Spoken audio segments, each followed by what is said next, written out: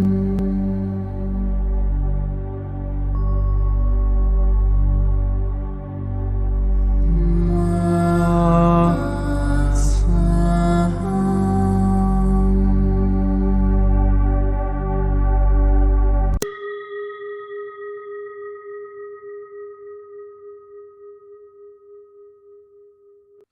qui suit est la transcription d'un échange entre Mathias de Stefano, désigné ici comme moi, et son soi supérieur désigné comme je suis.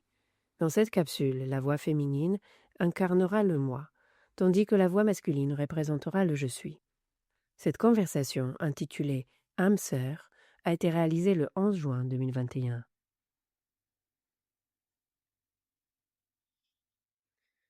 Aujourd'hui, je me suis réveillée un peu à fleur de peau.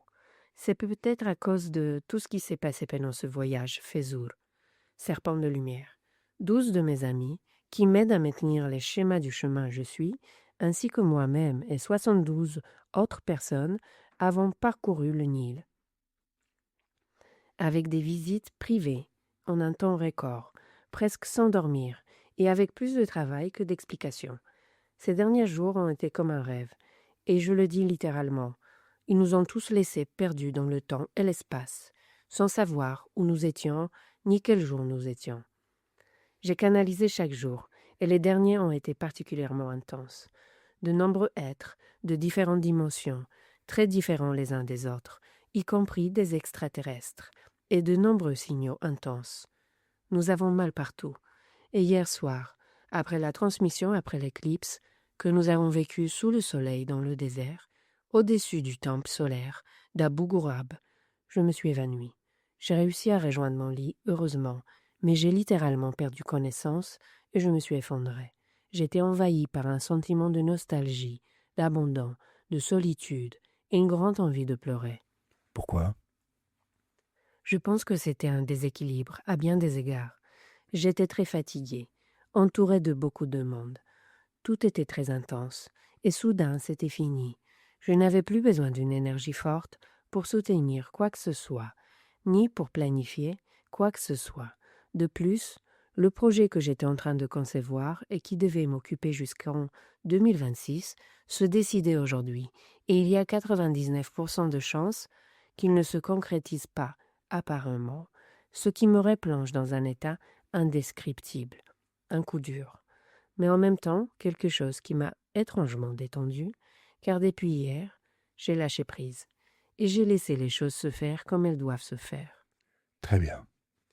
Et tout cela, c'était comme si j'avais un immense barrage, tel celui d'Assouan, retenant le lac Nasser, le plus grand lac artificiel du monde, et soudain, le barrage s'est ouvert en grand, et le lac s'est vidé, ne laissant qu'un ruisseau dévoilant la dépression du bassin fluvial.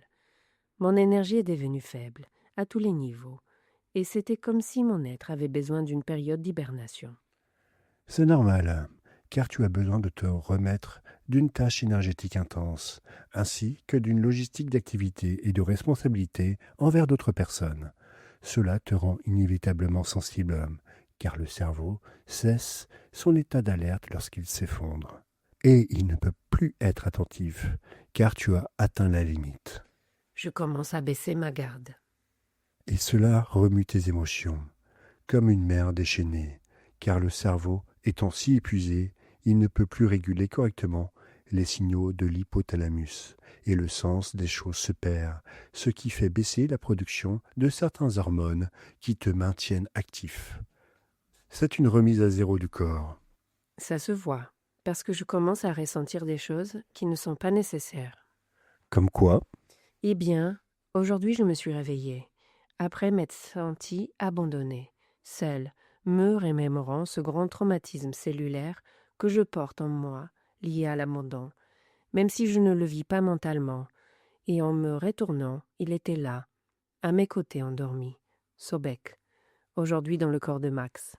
Et pendant une seconde, j'ai senti qu'il était présent, et en le voyant, sa phrase d'il y a 12 000 ans m'est revenue.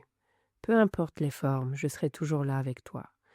Et je trouve fascinant de voir cela, qu'en effet, il était là, avec moi, aujourd'hui en tant qu'ami, et non plus en tant que mari et femme. Et c'est pour cela que pour la première fois, je n'ai pas ressenti l'angoisse de ne pas pouvoir revivre cette histoire, ce sentiment que j'ai eu toute ma vie d'espérer le retrouver pour nous aimer comme avant. J'ai simplement senti sa présence et j'ai remercié.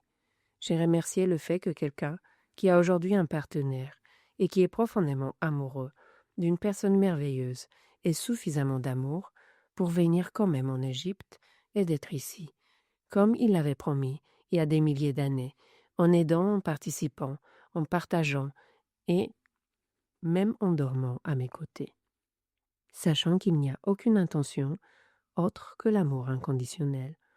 Si quelqu'un m'a montré ce qu'est l'amour inconditionnel dans la vie, c'est clairement Max. Et alors, pourquoi cette subtile angoisse aujourd'hui? Depuis que je me suis souvenu de Sobek, quand j'avais entre 11 et 12 ans, je me suis souvenu à quel point j'étais amoureux de lui. Nous étions faits l'un pour l'autre, un amour si fort que j'avais l'impression qu'il avait traversé 12 000 ans d'histoire pour revenir dans mon cœur. Nos corps sont tous deux différents aujourd'hui. Mais je ne voyais pas sa forme dans son ensemble. Seulement ce que je ressentais pour lui, nos vies, nos enfants, les choses qui nous amusaient, les voyages effectués, les problèmes que nous avons dû résoudre, et le plan même pour lequel je suis ici à faire ce que je fais. Tout m'est revenu aujourd'hui, à travers son regard aimant. Mon premier souvenir avec lui, c'était devant le Sphinx, lui me disant cette phrase qui serait toujours avec moi, au-delà des formes et du temps. Et la deuxième image que j'ai dessinée, c'était lui endormi dans le lit à mes côtés. Quand je l'ai vu dormir aujourd'hui, j'ai ressenti exactement la même chose. Qu'as-tu ressenti? L'âme sœur. J'étais amoureux de lui depuis 12 000 ans. Et tous les partenaires que j'ai eus dans cette vie, et malgré ceux dont je suis tombé amoureux, je pouvais voir derrière eux, sans sourire, sans soutien. Il y avait quelque chose d'inexplicable, une histoire impossible à nier. Quand je l'ai retrouvé dans cette vie, j'ai fondu en larmes, en sachant que nous ne pourrions pas être ensemble dans cette vie, accroché à l'idée du passé, et je n'ai pas vu quelque chose d'essentiel, à savoir que l'amour prend de nombreuses formes, s'il s'agit d'amour véritable. Cela n'a rien à voir avec l'amour d'un couple, mais transcende tous les amours. Au début, j'ai ressenti cet amour que Chiou avait pour Sobek, mais avec le temps et la guérison de mon passé, à ses côtés, j'ai pu l'aimer comme un fils, un père, un frère, un ami. Et soudain, toutes les formes d'amour se sont manifestées. Alors, qu'est-ce qui te rend nostalgique? La mort de l'idée de l'âme sœur. Intéressant. Dis-moi ce qu'est pour toi l'âme sœur. C'est un concept très ancien qui dit que nous venons tous par deux et que nous sommes séparés dans différentes parties du monde. Il y a un désir profond de rechercher l'autre moitié, pour se sentir complet. On ressent une sorte du vide qui a besoin d'être comblé, ce qui nous conduit à idéaliser l'idée que cette partie se trouve chez une autre personne, et que les deux se connectent par l'amour, et que cette harmonie amoureuse, c'est ce qu'on appelle tomber amoureux. C'est ainsi qu'un être devient complet. Intéressante interprétation animale de la reproduction. Mon Dieu, quelle phrase anéantissante face à la beauté de ce que je te partageais. Je suis désolé, mais c'est la vérité.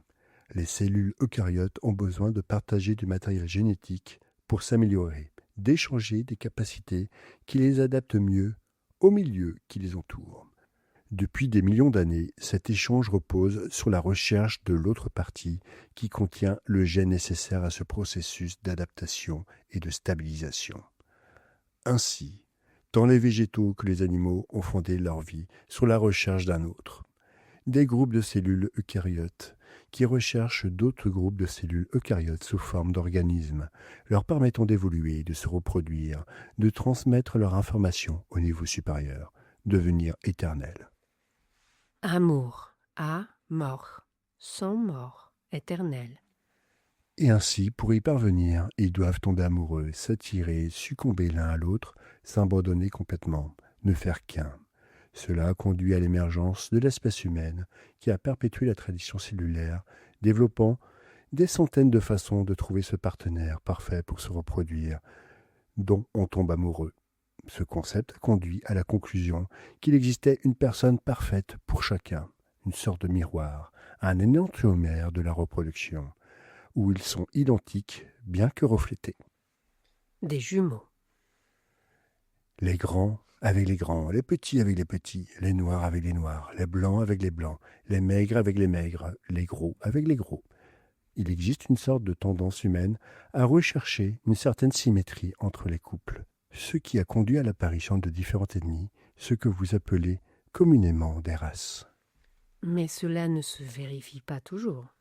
Bien sûr que non, car la recherche constante de l'identique finit par amener le cercle de reproduction à un territoire de liens limités, où les mêmes gènes s'échangent au sein même de la famille. Cela provoque une mutation négative des gènes, car ils ont besoin de nouvelles données pour s'améliorer. Et si, au lieu d'ajouter, on ne fait que diviser les siens entre les membres de la famille, tôt ou tard il y aura des malformations, des problèmes de toutes sortes. C'est pourquoi il existe une partie interne qui cesse de rechercher la similitude pour rechercher le contraire. Et les races, les ethnies se mélangent et ce mélange améliore l'espèce. Il élève de manière exponentielle ses possibilités d'adaptation. Cela amène l'espèce humaine à se poser une question transcendantale. Qu'est-ce qui pousse un individu à chercher à se compléter avec quelqu'un de totalement étranger et en dehors du cercle où il vit? L'âme. Et c'est là que naît une autre façon, plus intense, de comprendre la reproduction. Cela cesse d'être une question purement reproductive et s'associe davantage aux perceptions sensorielles, qui se traduisent en émotions. Le pouls s'accélère car les artères interprètent qu'elles doivent irriguer de sang les organes sexuels pour se reproduire, et ainsi le cœur bat plus fort. Nous tombons amoureux des qualités de cette autre personne, mais pas toujours dans le but de nous reproduire, et pourtant le cœur s'accélère. Et c'est là que naît l'idée que l'amour réside dans le cœur, et que le cœur est le symbole romantique par excellence. Mais en réalité, ce n'est rien d'autre qu'une impulsion vers la reproduction. Les sens s'affinent, les sensations s'intensifient, les hormones circulent plus vite, et les organes génitaux se gonflent de sang, faisant monter la température corporelle qui stimule la libération de cellules reproductrices. Quelle vision si peu sensuelle du coup de foudre! Mais malgré tout, dans la culture et la civilisation, l'esprit, les arts, la philosophie deviennent essentiels pour percevoir les attributs du monde intérieur de la personne, sans nécessairement regarder si elle a des hanches larges, une poitrine généreuse, un dos large, pour savoir si elle est apte à la reproduction ou non. Le physique devient un facteur parmi d'autres, tout comme le monde intérieur.